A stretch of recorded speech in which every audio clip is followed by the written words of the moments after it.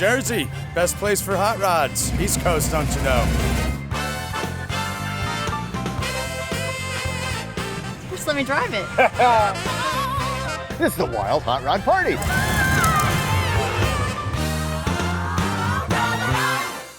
Hi, I'm Dennis Gage, and welcome to My Classic Car.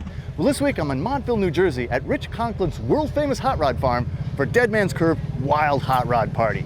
Now, even though there are going to be 2,000 or 3,000 cars here on a Wednesday, this isn't really a car show. It's a gathering of friends and fans of the car hobby for the sole purpose of having a good time. And in my book, that works. There is some incredibly wild stuff here today. So what do you say we join the party?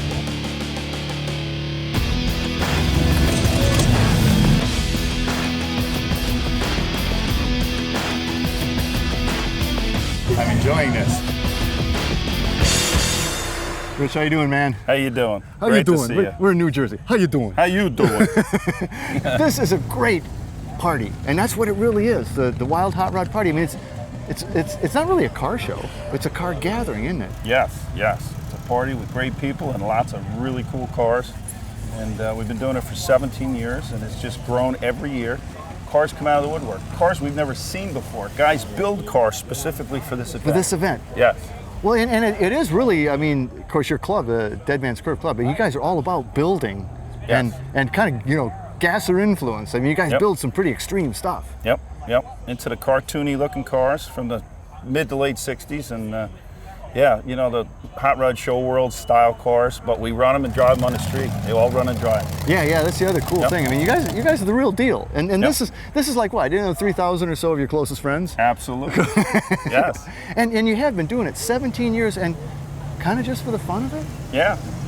Started out as a little kickoff party to another event, and it just grew and grew and grew, and now we're having a lot of our own events, and this one's, you know, still going strong. You know, the folks that I've talked to are just, you know, everybody is, if they've been here once, they're not going to miss it. Oh yeah, everybody eats, drinks, and sleeps hot rods, and they all come out.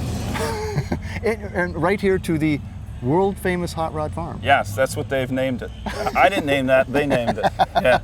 But I mean, this alone is really a, you know, little slice of heaven. You got a farm right here in Montville, New Jersey. Yeah, the farm's been in the family since 1916.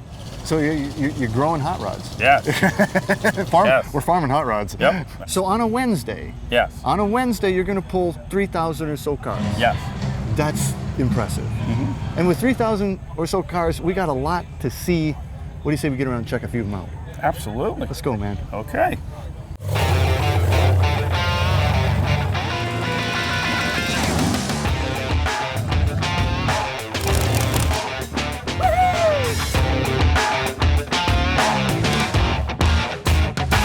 Well, Bill, this is a beauty. I mean, it's a real showstopper, but it's got some history to it. It sure does, Dennis. The original car was called the 69er. The Alexander brothers, Mike and Larry Alexander, built the car in the late 50s, and the original car debuted at Detroit Autorama in 1962. It won Best of Show there. It went on to win the other 7 ISCA shows that year and was the overall national champion, took Best of Show in all the shows. Undefeated. Undefeated. In 62. In 62. Wow. Yep. And when we got this back, the whole bottom of it was rotted away, the bottom of the headlights, half the tubing. We had to restore all that, and of course we had to go buy the cabinet knobs again to make the grill. Where'd you find all those drawer pulls? The local hardware store. I mean, that's such a 60s It touch. is. Yeah, I just love it. But, you know, the car was in a lot of magazines back in the 60s, Rod and Restyling, Hot Rod, Carcraft. We took those pictures and we blew them up, and between the pictures and the captions is how we built the car. Wow. So pretty much, it's, you know, you cloned it from this, right? Yes, yes. But what are we looking at for the engine? Well, the engine, just like the original car, is a 1956 Oldsmobile 324 cubic inch. It's bored out to 345 cubic inch.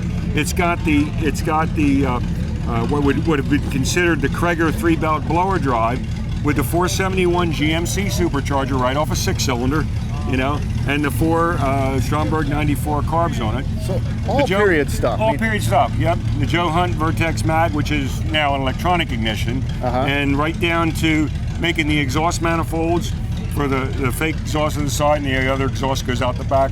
Were these always fake? Yes, even on the original car. It's great though how they come out and then just mold right into the, you know, the running board. Yep. Is it a steel car or is it fiberglass? It's all steel. Wow, it's Yep. just like the original. Yep, we used an American Speed body to recreate it, and then we cut that body all apart. There's 4 inches off the bottom of the doors. Of course, we cut the firewall out and changed that. We put a 34 dash in it. Love the and stuff. gauges. Yep. And we recreated it. We recreated it exactly like the pictures. The hardest thing that we had coming up with is the steering wheel. Really, eh? Oh, finding a good 59 Pontiac steering wheel. Yeah.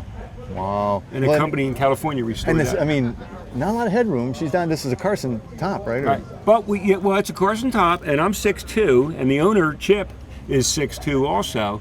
So we dropped the seats 2 inches through the floor so you can sit in it comfortably, and you look right out through the windshield. Man, she's just a beautiful car.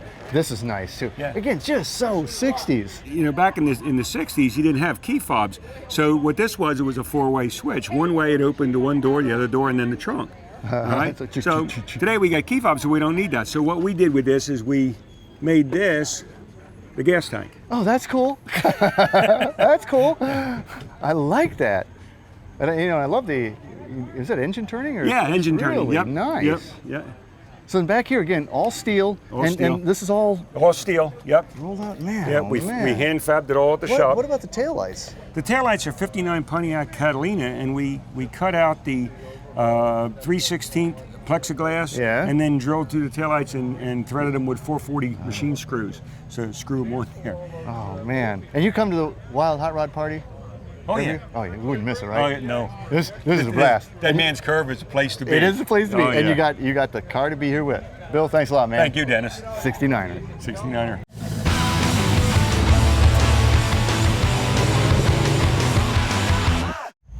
Jerry, this has always been one of my favorite cars, the Cheetah.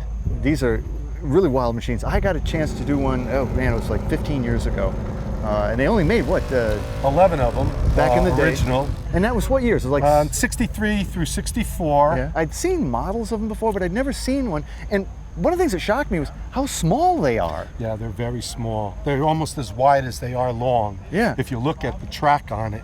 And they always struck me as being wider in front than they are in back. They're kind of this reverse wedge. It's because of the rear end of the car, the way it kind of like comes narrows down. Yeah, the windows and the hips on the car. It's like very formed. Yeah. All smooth lines. No straight lines on this car. Oh, I'll say. You know? What a wild paint job. I mean, this thing's, it's almost iridescent. Right. It's PPG, liquid metal, candy lime gold paint. That is a long name. Yeah, it's a 4-stage paint. Now, this is a recreation. Right. It's very true to the original, it looks like to me. The only thing a little different, the original didn't have this pillar. Okay. So it was kind of a very flimsy door. Yeah, yeah. Well, other than that, they're so low, man. I mean, you gotta take an elevator yeah, down I think to get I in. measured it, and it's less than 40 inches tall. I think it's around 30-something inches tall. Now, how about the dash? I don't really, Yeah, so long ago that the original dash was very pedestrian. Yeah. So there's Stuart Warner gauges. This one has a Flaming River tilt steering column with a removable steering wheel. Makes getting in and out, as you'll see, a lot easier than the original ones. Well, it's also a very short walk to the back. It's like one step, and you're here. And again, when you get down, you can see, she comes around, and it does really, in front, it just makes it look wider. If you look from the front, it reminds you of a D-type Jag. The back is all cheetah. I never saw another one like this in the back. No, it's, I tell you, it is a little it's a little E-type coupe if you took it and shrunk it about to a third of its size. Right.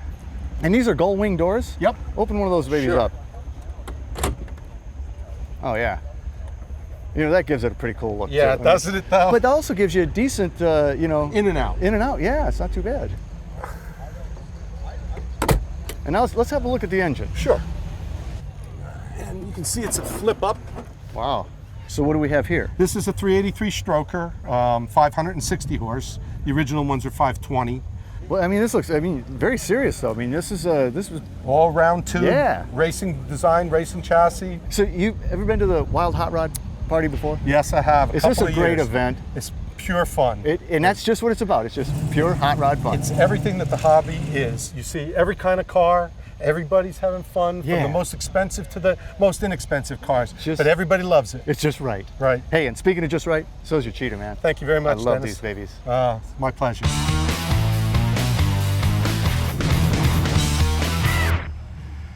Well, Rich, and I guess it's actually English Rich, right? That's it. Englishman in New Jersey. What? Yeah, really. How often do you see that? Well, and it's fitting that you have an English car here. This is an English Ford, but when I think of English Fords, I think of Anglias and stuff like that. This is a Pilot, which I've never heard of. Well, you had the Angler, the Prefect, and then they brought this out, which was the top of the range, which was the Ford Pilot. What year? This is 1948, but they actually built them from 47 to 51. Well, it's, it's got some, cool details that, again, you don't see. I mean, the V8 Pilot, and so it obviously came with a Ford flathead in it? Came with the original 21 stud, 60 horsepower. Well, this is great. Yeah, if you look at a Prefect, you'll see that the tail is missing, but the Pilot has the fin. Okay. Little things, little Well, bit different. things like the headlights seem to hold up pretty well. Yeah, these were made from brass, so they weathered very, very well. They tend to like brass headlights. They use brass for the grille. Well, really cool interior.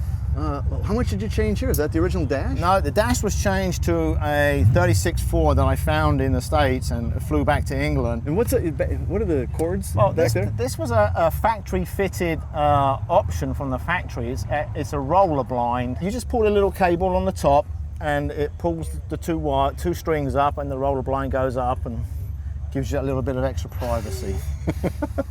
And this also had, again, being terribly British, it had the semaphore turn signals, right? Yes, it does. Yeah, these still come out on the side And flip out, and I'm going left or I'm going right. In the back's, beautiful here, the bustle trunk. I think this is terribly British. Yes, this is awfully British. This was so you could check your spare tire pressure, which is great. Well, there can't be many of these left. No, there's an estimated about 400 in the world. How many in the U.S.? One. Well, I saw because you had the sides of the cowl off there, that you don't have the flathead in there anymore. Let's go look at your engine. Okay. Wow. It's you did such a nice job of keeping that supercharger real subtle. It barely peeks out of the hood. I wanted it to look as natural as possible when you still be supercharged. Yeah, when you put a V8 engine in. So what do we have here? This is a 350 Chevy. It's alley heads, which were Brodex, steel crank, H-beam rods. It was dynoed around about 450 horsepower. So she's a stout. She's pretty stout. She goes. It's turbo 350. It's a wild hot rod here at the Wild Hot Rod Party. Yeah, that it is, Dennis. English Rich, thank you so Dennis. much. Thank you very much. Beautiful Pilot. Thank you. Medic, medic. Are we gonna do it again? Medic, medic, medic. Well, Tom, I saw you rolling in this baby, and I just love this car. The color is what caught my eye. It catches the light so well. Yeah, it's really a nice What is color. it? It's a House of Color Gold Mine. It's a pearl. It's one of these things when the sun comes out, she pops. Yeah, It's really, it changes a little bit here and there, a little bit orange tint to it. So yeah, it turned out to be a nice But car. I think the other thing was it's just so old school. Yeah. I guess you just recently built it, but this is like 1960. Yeah, that's what we wanted to do. We wanted to go back and make a traditional car, but with all the upgrades. Yeah. Current, but look traditional. That's what we wanted to do. And I like the big littles, your tire setup. I think that looks great. But the Fire Dome engine, the Hemi, I mean, this is great. That's the jewel. It is. Anybody can put a small block Chevy in it. And everybody does. Everybody does. And I wanted something different. So we went with the Fire Dome. So what year? That's a 54 276. 276. Yes. I mean, that's the littlest Hemi they ever made. Yeah, isn't it's a it? baby Hemi. Yep. I like the air cleaner too. I mean, that's kind of. That's an OTB air cleaner. They make all the classic stuff now that matches the rest of the car. But and your pinstriping. I mean, there's 1, 2, 3. There's at least 4 colors in there. 4-color pinstriping. Yeah. Also the headlight buckets. I mean, you just really did this baby up right, and it's what recently finished, right? Yes, it has been finished since January. So wow, man. Yeah. And the other thing, I mean, coming in, this windshield setup. I mean, this thing looks fast sitting still. It looks like a fighter jet. Yeah. That was a must for this car. It changed the whole car. It's just gorgeous, and I like the metal flake steering wheel. Again, Yeah. I mean, it's just got such a '60s feel. Yeah. 60s and late 50s. Yeah. So I mean, again, this pinstripe carried through here. That's a really good pinstripe job. Oh yeah. How about the dash? That's not. That's what a is- molded in 1936 Ford dash. Wow. And it's all molded into the firewall. Yeah, I mean, it just looks great. And I like the interior too, very period. Is that done locally or? That's done locally. guys A got guy some up good- in Greenwood Lake, New York. He's an unbelievable upholsterer. Yeah. So is it a steel body? It's a steel body, original Ford body. To find an original steel body? Yeah, it's not that easy to do anymore. No. What are the taillights from? They're actually cab lights off a truck. Oh, really? But what we did is, I like the yellow lenses, so Yeah. I thought they were cool. So, but we put red lights in them from the inside, so when you hit the brake, it turns red. No kidding. Yeah, yeah. So you get away with that. It's Yeah, actually legal. Yeah, yeah. Wow. Yeah, when Well, you step on the brake, they're red. Man, you got one of the nicest rods here. Thanks, man. That is I a appreciate beautiful, it. I appreciate it. beautiful ride. Thank you.